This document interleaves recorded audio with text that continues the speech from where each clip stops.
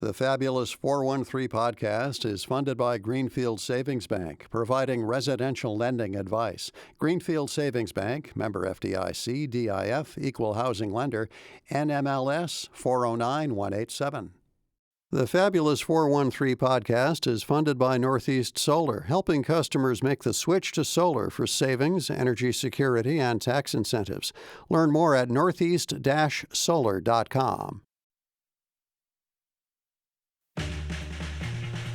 Welcome to the Fabulous 413. I'm Khalees Smith. And I'm Monty Belmonte. Later in the show, we'll explore a new novel from East Hampton author Sarah Sawyer that takes a look at the many ways families born and found protect themselves and each other when we talk about her book, The Undercurrent. And we'll hear about the bodies in the sky that we can see with and without aid when Salman Hamid, Mr. Universe, explains a comet that will cross the western mass skies this week and the next stops on the Europa Clippers journey. And right now, we're joined by Twisted Pine. You might have heard them on our live show from the Green River Festival earlier in the summer, but in the months since, they've been working on a new album that will be released next week. Love Your Mind comes out on October 18th, and the quartet will celebrate with an album release show at the newly revamped Iron Horse in Northampton. The title represents the quartet landing after several years of touring, serious introspection, bouts of self-doubt, glorious bursts of creativity, and many after-festival jam sessions that had them pick until dawn. Although I know there's a song about nothing good happening after midnight, so we'll have to talk about that. But this is a hybrid of Live Music Monday and album listening party with the band. So since this is a new album coming out, let's sit here with three of the four members of the band, Kathleen Parks, Dan Bui, and Chris Sartori, and hear a track from the new album, Love Your Mind. This is called Chanel Perfume.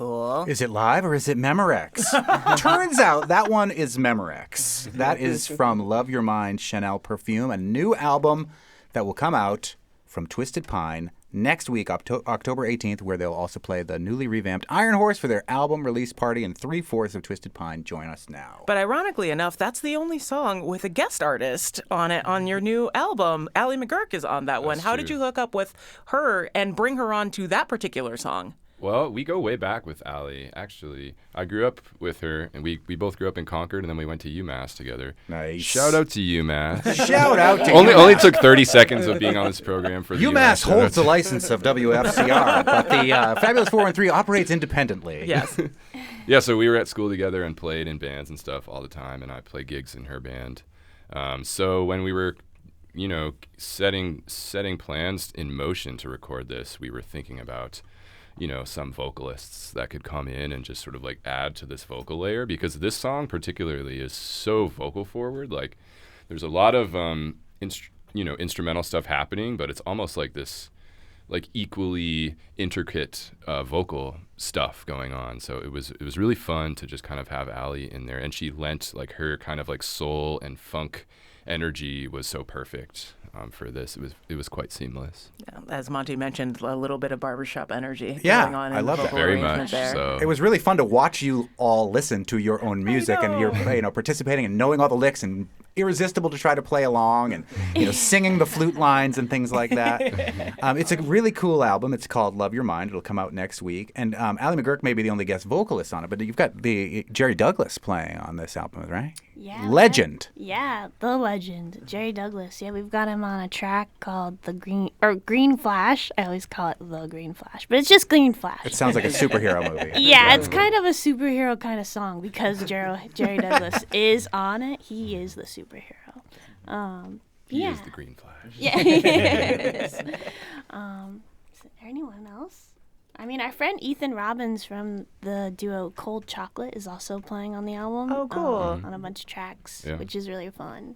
It's fun to have that guitar come in here and there. So, like the press release says, a little bit of that festival vibe, getting everybody together to kind of like be on your songs and lend their voices to your vision. Yeah. Totally.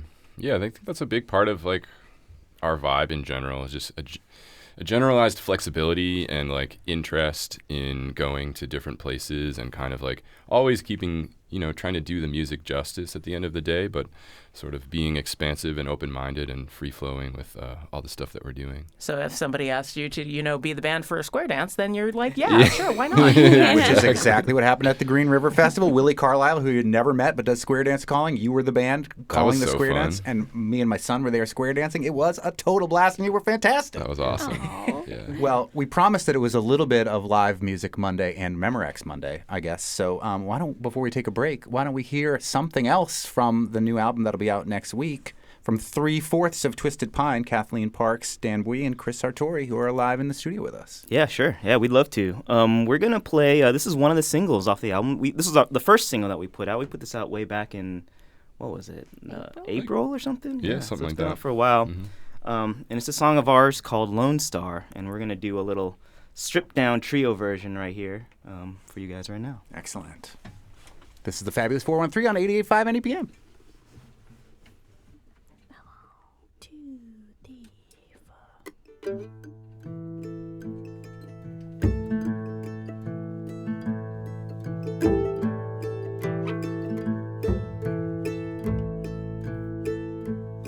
Did you see them leaving me up yonder? Did you get a chill inside? Well, I've got that homesick feeling, and I think it's time to ride.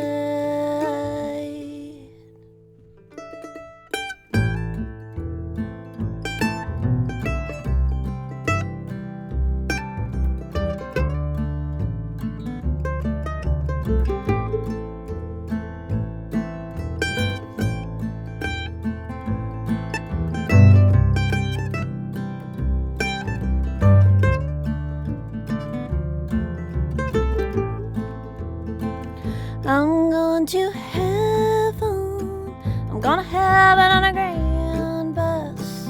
I ain't even gonna pack my stuff. I've got a ticket in my hand. There ain't nobody's gonna come with me. It's time to let me be Lone Star on the road. Sitting lonesome, waiting for the time to come. I've traveled almost everything, from Freightliner to airplanes, but not this time, 'cause I'm going to heaven. I'm going to heaven on a Greyhound bus. I ain't even gonna pack my stuff. I've got a ticket in my hand. There ain't nobody's gonna come with me. It's time to let me be a lone star on the road.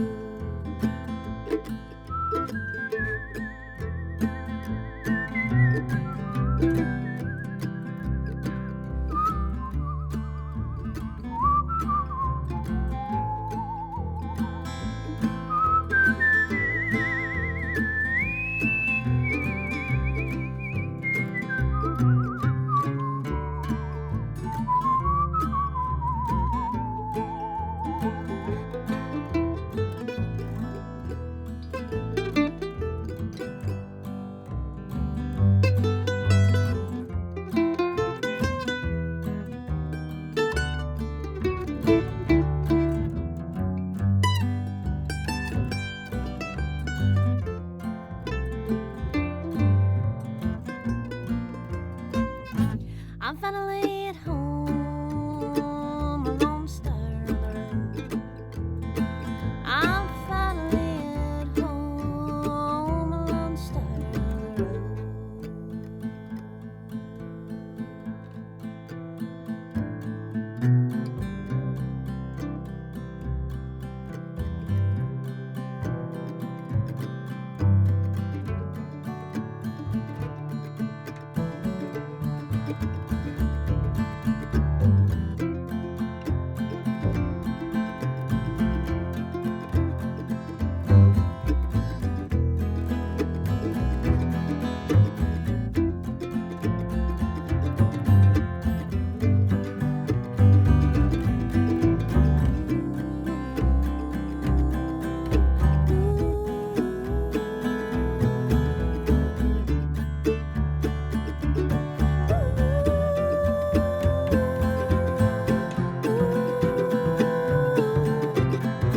Did you see them waving me up yonder?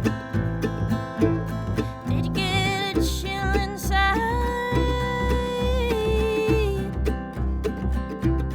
Well, I've got that homesick feeling, and I think it's time.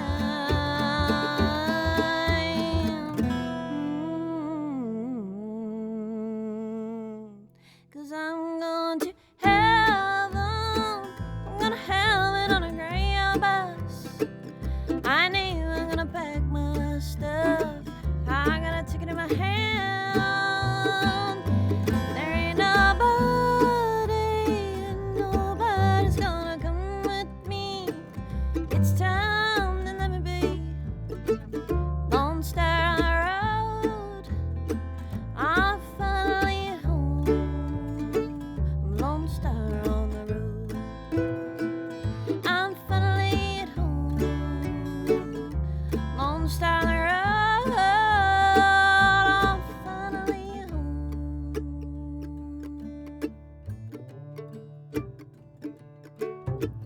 Lone Star on the road.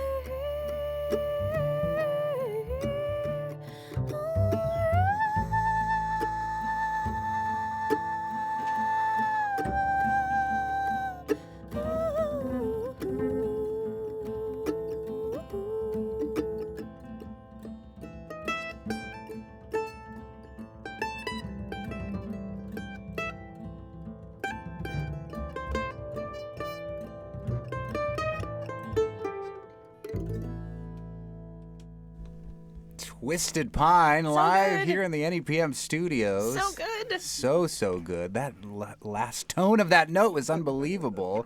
And the whistling, Chris, that was like you. Andrew Bird level / Snow White level good I've whistling. been wanting to challenge him to a whistle off. Andrew Bird? Oh Yeah, my gosh, yeah. I would sponsor If you that. have I them wanna be and Matt behind- Lorenz all together. Yeah, Yes. his whistling almost doesn't count. It's got the overtone thing going on. Suitcase Junket there. Well, that's a great song about being on the road, and you're about to kick off onto the road with the show at the Iron Horse next week. Let's take a little break and see if we can coax one more song out of Twisted Pine. I think that we can. Coming up after that, though, we'll explore the cosmos with Mr. Universe and small towns with the new novel, The Undercurrent from Sarah Sawyer. You're listening to the Fabulous 413 on 88.5 NEPM. Did you see them waving me up yonder? Nice.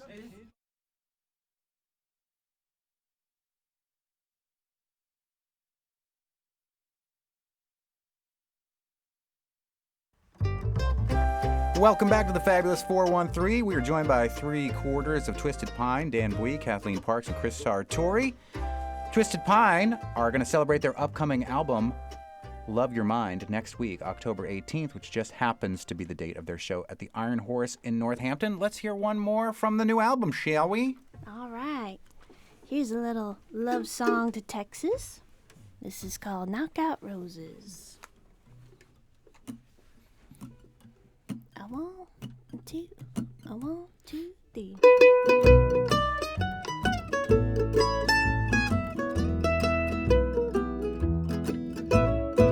God bless life's challenges and learn how to work on through. 'Cause if not for them, I wouldn't have made it then. I wouldn't be here too. You've been here since the beginning, and I'll be here until the end. Laughing, loving with my very best friends. Knockout roses beneath a big old sky.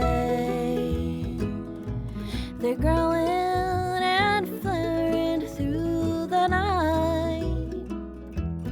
Knockout roses growing side by side like you and I.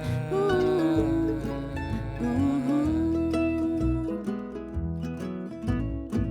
Texas is something else to see, and in the spring she does breathe all kinds of beauty by a river or a creek. But it wasn't till we went walking on a cold off-heated night where we were talking and learning how to be. Knockout roses beneath the Texas sky. They're growing and flaring through the night. And knockout roses growing side by side like you and I. Ooh, ooh.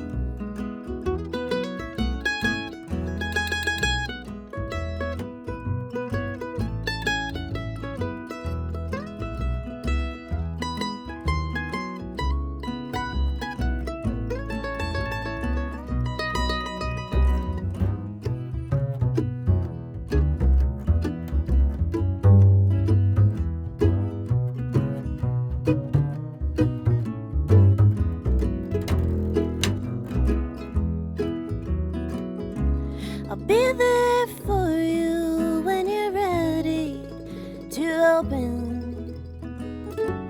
I know it's not easy to do, but love you and I love learning from you. Feel free to be all that you choose, like knockout roses beneath the Texas sky. They are growing and speaking with their eyes. Knockout roses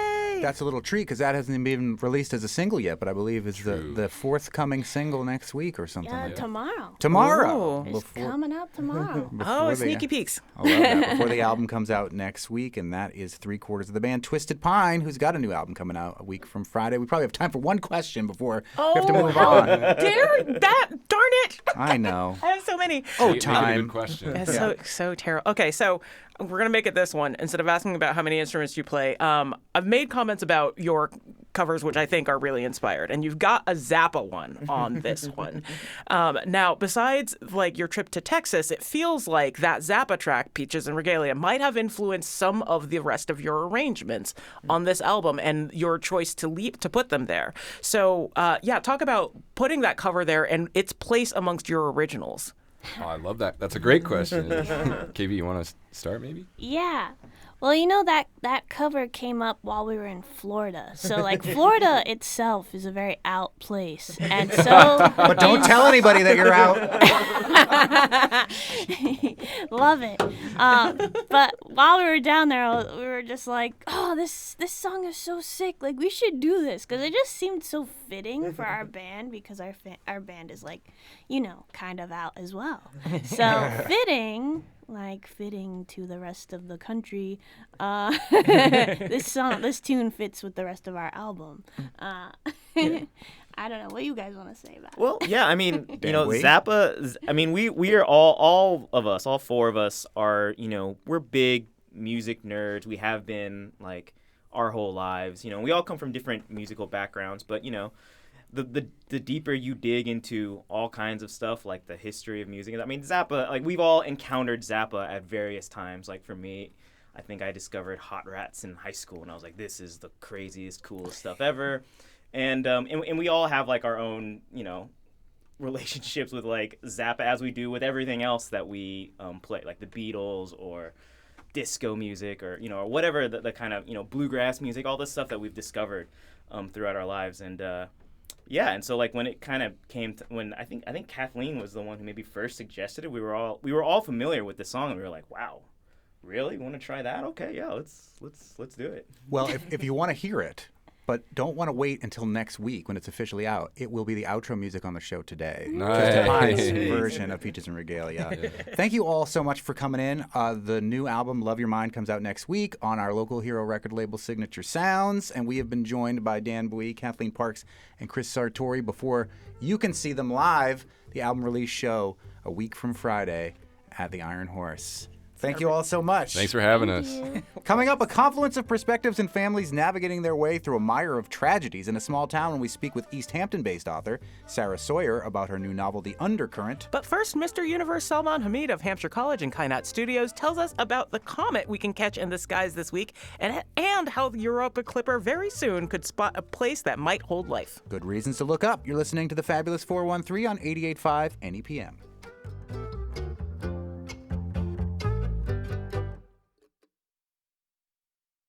The Fabulous 413 podcast is funded by UMass Amherst School of Public Policy, offering graduate programs in public affairs, public policy and administration, data analytics, and computational social science. umass.edu/SPP. The Fabulous 413 podcast is funded by the UMass 5 College Credit Union, offering Co-op Advantage checking with cash back on all purchases, plus secure debit card controls, all from the UMass 5 mobile banking app. Insured by NCUA, umass5.coop. To boldly go where no man has gone before. Time for some more Kitchen Table Astronomy with Hampshire College astronomer Dr. Salman Hamid. Mr. Universe. Today, two big things. One, at the end of this, you're going to tell us where we can see, maybe, a comet in our own skies later this week. Right, well, why don't I tell you in the beginning? Because we'll want them to have to listen longer through the rest of it. It's like a teaser. It's like an old radio trick. I want people to know. They have the right to know. Yeah, you have the right to know, but you just have to wait a little bit for it. Nobody says you have the right to instant gratification. The other thing, and we've all been waiting for this, our entire human existence is finding any evidence of life anywhere else. And there is a mission that is leaving to perhaps the likeliest place apart from Earth in our solar system where life could exist? I mean, there are many places which we get excited about regarding life elsewhere, including Mars. Very cool. Nothing against Mars. I think that would be fantastic if we find something. It's going to be life like dead microbial life from 1 billion years ago, probably. Possibly. We may find life today as well, but we don't know. But most likely, yeah, because conditions were better for life 1 billion years ago, a few billion years ago. You also have some cool places. There are moons of Saturn, like Titan or Enceladus, which can also potentially have life. I love enchiladas. Enchiladas. They're so delicious. But probably one of the best places, or the best place to look for life today, is one of Jupiter's moons, Europa. And Voyager spacecraft, when it was passing by, it took some pictures and it was flyby, Voyager 1 and 2. And it looked like a ball, a little bit boring. There weren't many features on it. And that was interesting because normally these moons don't have atmospheres, most of the moons.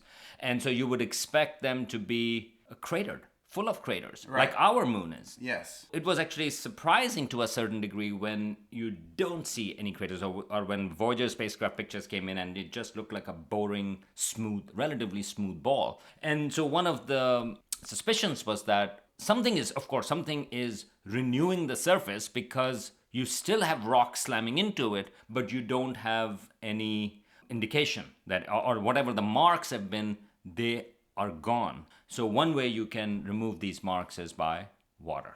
And so there was a suspicion that perhaps there's an ocean underneath the ice sheet. And then Galileo spacecraft went there to Jupiter and its moons in the mid-90s. I think 95 it got there, and the mission was there for 7 or 8 years. It had many flybys of Europa as well. And it was pretty clear that there is an ice sheet, and underneath the ice sheet, there must be an ocean. And over the period of time, because it had multiple flybys, it also saw sort of like these ice sheets move. That was really interesting. And one of the questions would be, well, Jupiter is 5 times as far away as the Earth is from the sun. How come there is liquid water ocean over there?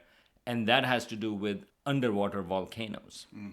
There are underwater volcanoes partly because of Jupiter's big gravity. There's something called the tidal force, meaning to say one side of Europa that is close to Jupiter experiences higher gravity compared to the far side. So it a little bit squishes the moon, and its orbit, all of the large moons of Jupiter, the 4 big moons, Io, Europa, Ganymede, and Callisto, they have enough gravity to pull each other as well alongside with Jupiter, and so their orbits are a little bit elongated, a little bit elliptical. So you have this squishiness. So on the one hand, Jupiter is squeezing one side more than the other, and you have an elliptical orbit. So basically you are taking the whole moon or planet, however you want to think about it, whole moon, and you are squishing every side of it and softening it, and that causes the interior to heat up. Because of friction, right? All the things moving around, it gets hotter and hotter and hotter, creates liquid hot magma or whatever, and now you got some volcanoes going on. And if you are too close to it, like Io, you just have volcanism in it.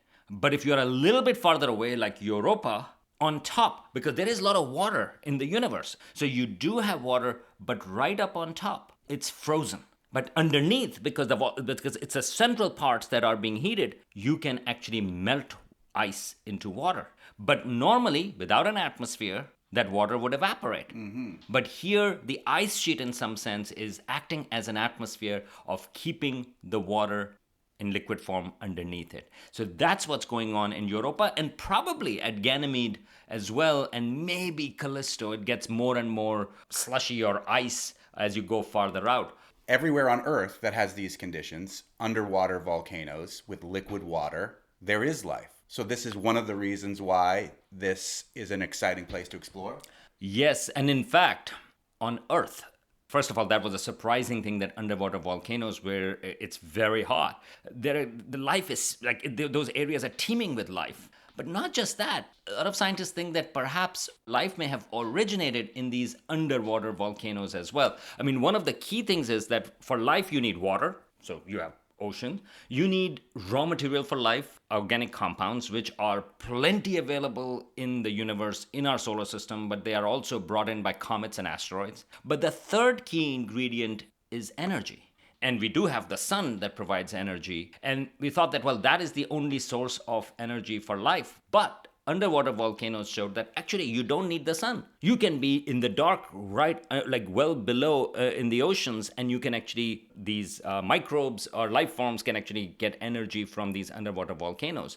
If there was a lot of bombardment, which we know it happened early in the solar system, then perhaps the conditions were more stable near the underwater volcanoes on Earth than on the surface. So life may have originated actually around near underwater volcanoes as well, or certainly early life thrived over there. And then the bombardment stops, things get closer to the surface, they start changing and evolving because they're now relying on the sun instead of the heat from below. But here is the thing, on Europa, those conditions of underwater volcanoes, organic material, and water, that have existed, and that has existed also for billions of years. So we could have underwater mermaids on Europa. It's possible.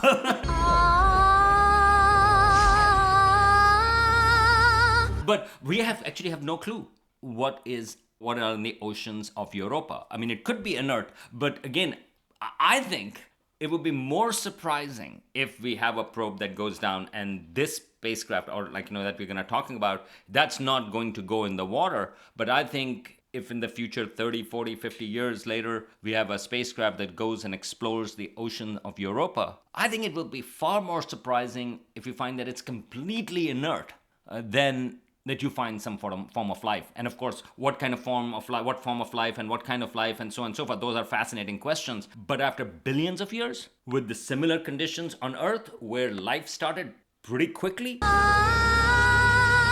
that would be much more shocking that, hey, European oceans are inert. It is in that context that there's a new mission that's going. And it's the Europa Clipper mission. Whose mission is it? Who's involved? And what's the mission going to entail? So this is a NASA mission, and this is the largest spacecraft that is going to explore the solar system. So it's about 13,000 pounds. It has huge solar panels, I think the size of a football field or something like that, or a basketball court, let's put it this way. Thinking, which sport am I looking at? Cricket! Well, that would be a googly, if we say.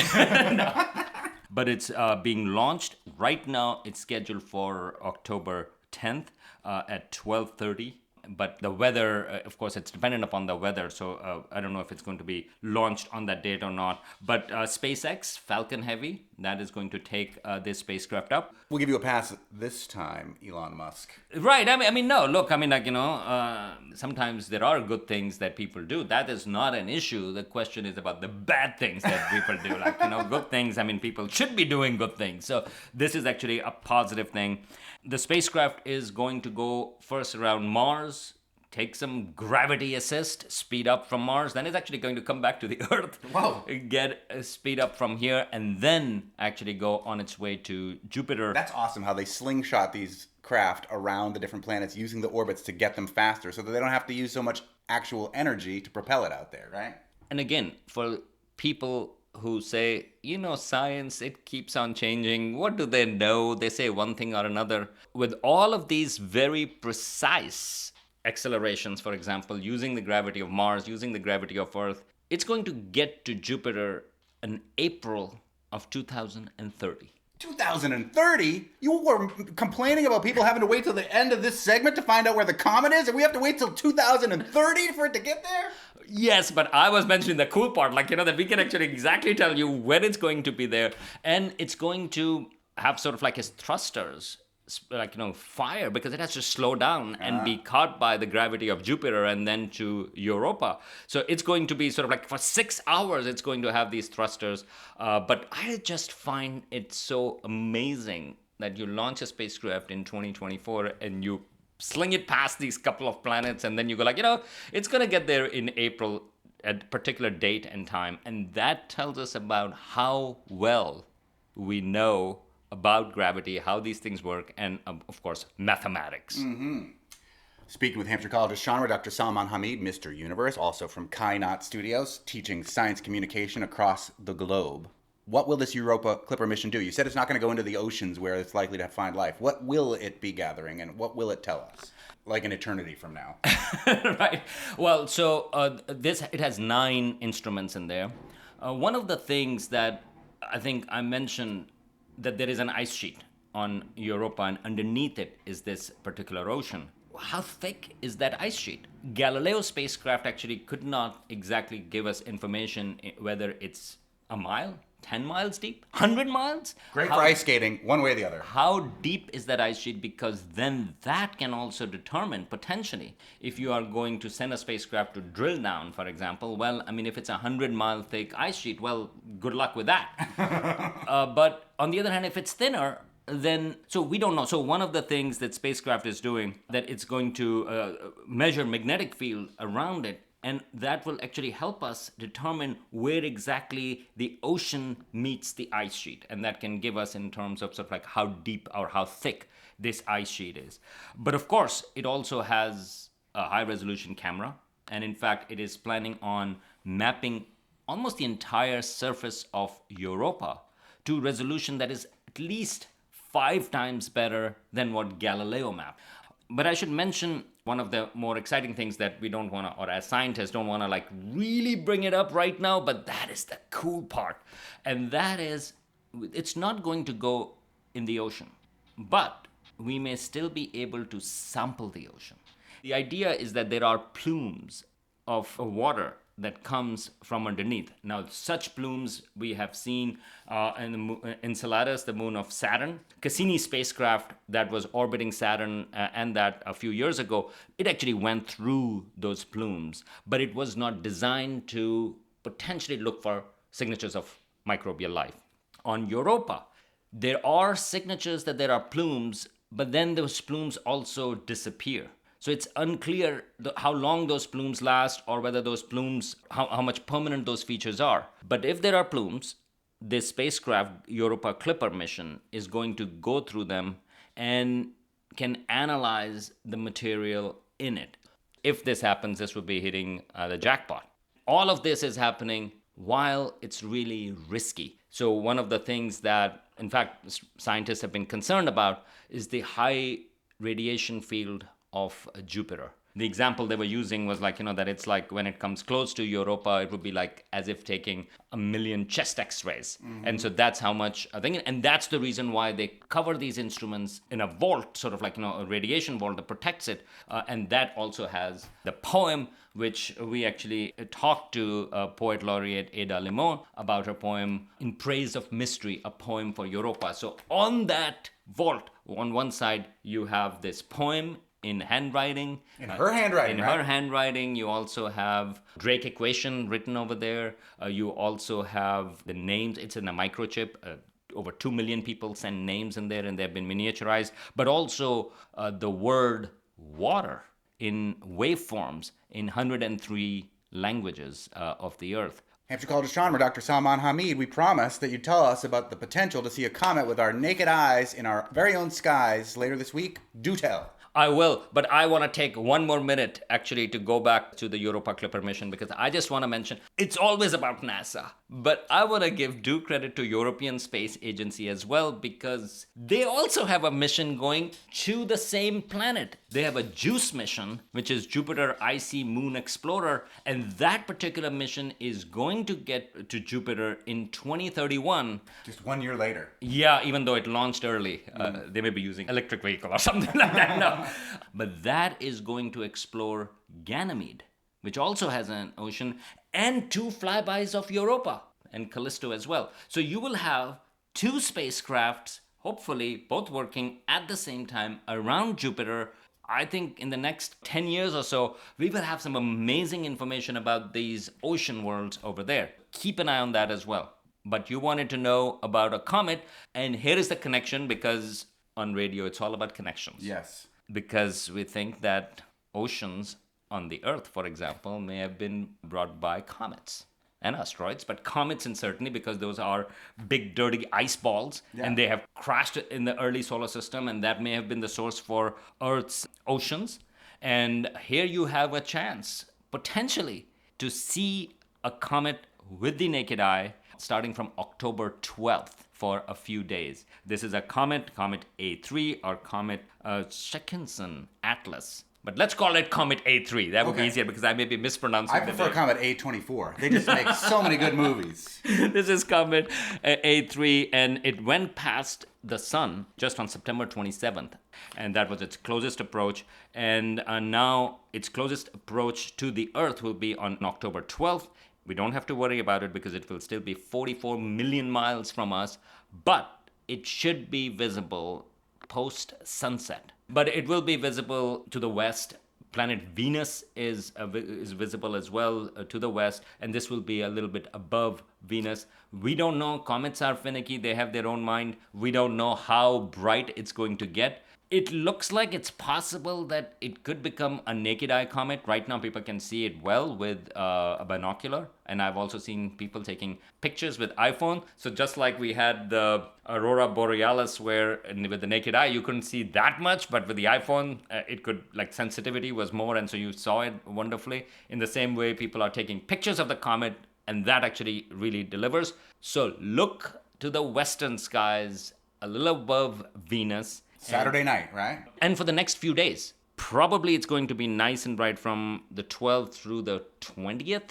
But here is a cool thing. This particular comet is actually coming from way out of the solar system. So, for example, Halley's Comet, well, that actually is relatively close to this to us. I mean, like, you know, it has a 76-year orbit, and it comes from close to Neptune.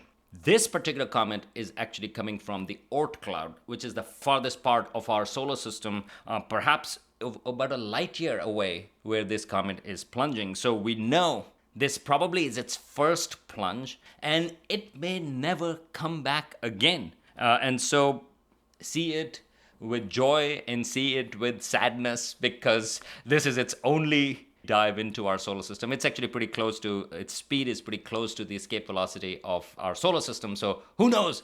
It may be free after that, and it may go and escape our solar system. When you see this comet, just know that it has been traveling for probably tens of thousands of years from the outer parts of the solar system to get here. And you may be able to see its beautiful tail. This comet has a long tail. You should be able to see, especially with a binocular, but hopefully with naked eye as well. Saturday night it starts, right after sunset, western sky near Jupiter. Time to delve into the pages of a new novel where the troubles of the past collide with the regrets of the present with author Sarah Sawyer and her book, The Undercurrent. You're listening to the Fabulous 413 on 88.5 NEPM. NEPM's podcasts are funded by Armbrook Village, offering research-based arts, music, fitness, and lifelong learning programs at their assisted living and Alzheimer's care community in Westfield. armbrookvillage.com. Welcome back to the Fabulous 413. Joining us is Sarah Sawyer, the author of the new novel, The Undercurrent. In this debut, an overwhelmed new mother gets entangled in the unsolved disappearance of a young girl from her Texas hometown and unearths her family's own dark secret. Told in multiple perspectives with two different timelines, this portrait of motherhood, obsession, broken family bonds, and buried secrets highlights how different our lived experience can be from our neighbors and how one event can forever change a community and its inhabitants. Sarah Sawyer is an English teacher who lives and works in Western Mass. She is a graduate of Amherst College and the Bread Loaf School of English. The Undercurrent is her first novel, and its release will be celebrated tomorrow at Williston Northampton School in East Hampton. Thank you so much for joining us. Thank you for having me. This is great. You've been at Williston Northampton for 25 years, you were just telling us. Yeah, that's a little wild to consider, but it appears to be true. And yet the setting for this debut novel is Austin, Texas, and Portland, Maine. What's your connection to those places? So I actually grew up in Texas. I lived in Austin until I was 10 years old. So the opening scene with DC Jeffries is very identifiable to my family. I also did gymnastics on the dead end of our street. And then I lived in Portland, Maine very briefly right after college. I worked in a bank for a hot second before I realized that I did not like sitting or banks. And so, and then I became a teacher. So. this is a very fast read. Yes. And I appreciated that. But I think one of the things that made it so fast is there's, like, in your chapters, there is this sense of placiness that you put at the very beginning and the very end to kind of solidify where everyone is. Can you talk about, like, that as a tool in your work to try and solidify the placiness of your novel? I love that word, placiness. I hadn't thought about it that way. Terroir.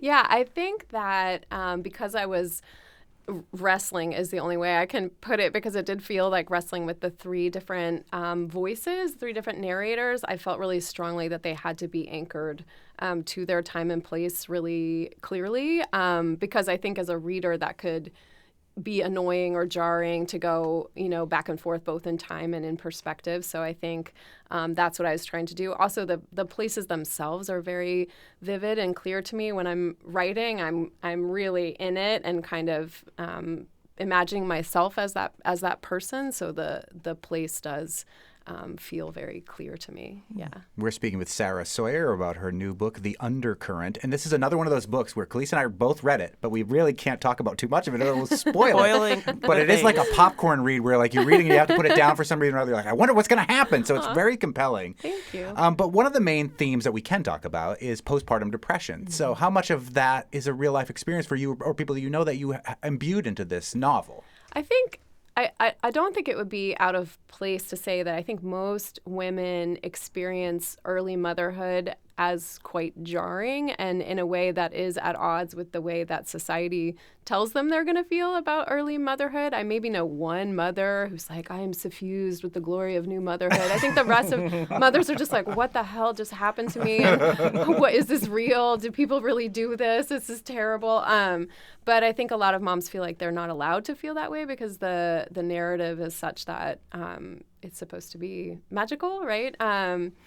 For me, new motherhood, and I should preface this by saying I adore my kids and I loved them as children, but I was just like, can you leave me alone for a hot second while I go to the bathroom or something, And then, I myself did not experience that kind of depression, but I know many women who have, and I think it's really horrible. And I think that the narrative that society puts forth about new motherhood makes it worse, right, in a way, because you're supposed to be just glowing and feeling good and, all that. So. But I think also that tied into this other part of your story about the Arctoy, with this wild bunch of women in service to Diana or Artemis. But the contrast between, like, bringing that up and the three women who narrate this story, I thought was pretty stark because they seem so not wild. Yes. There's like a Greek chorus within the book in some ways, and a Indeed. study of the Greek chorus. Yes. Yeah. So the Arctoy for me are it's one society's answer to the kind of question of the book, which is what happens to girls when they grow up? Where does that girlhood go? And, for me, I have a daughter, watching her grow up, and I think any woman would tell you the experience of going from like an 8-year-old where you're all in your body and strong and fast and then turning into a teenage girl and then maybe a mom and maybe menopausal. It's like you have all these different versions that you have to live in your life just as a body. And I think men don't have to do that exactly. Phew! Yeah, I know. You should be grateful. There's a lot of stuff going on over here. Believe me, I am. But I think that's what that's about, is just sort of like how do you get to keep those best parts about being 8, 9, 10, which is kind of a fabulous time to be a little girl, I think. But So is the event tomorrow at Williston Northampton open to the public, or is it just for the Williston Northampton community? Yeah, anybody can come. It's it should be fun. There's going to be Prosecco and little cheese bits and all that. So you had me at Prosecco. Really, we've only got like a minute left, but like, was it difficult to write this while you were at Williston teaching? I'm busy, yeah, for sure. I don't coach in the winter or the spring, so I actually have more time in the afternoon, and I do, if I have some good idea, to use that to write. And the school has been super generous with me with time and sending me away, and letting me do what I like to do. So yeah, it's been wonderful. Well, congratulations on 25 years at Williston Northampton. you. And congratulations on your first book. It's called The Undercurrent. They're celebrating it at Williston Northampton in East Hampton tomorrow night. You can get tickets to the event. They are free. And it's a really, really fun and easy read that will leave you wanting more. Yes, Thank for you sure. again, Sarah Thank Sawyer. you so much. This has been great. Thank you. Tomorrow on the Fabulous 413, we'll check out a 100-year-old silent movie filmed in Greenfield that will be screened in Greenfield this weekend. Also, Fear on the Farm at McCrae's Farm and the new season of the Springfield Symphony Orchestra. I'm Khalees Smith. I'm Monty Belmonte. We'll See you tomorrow.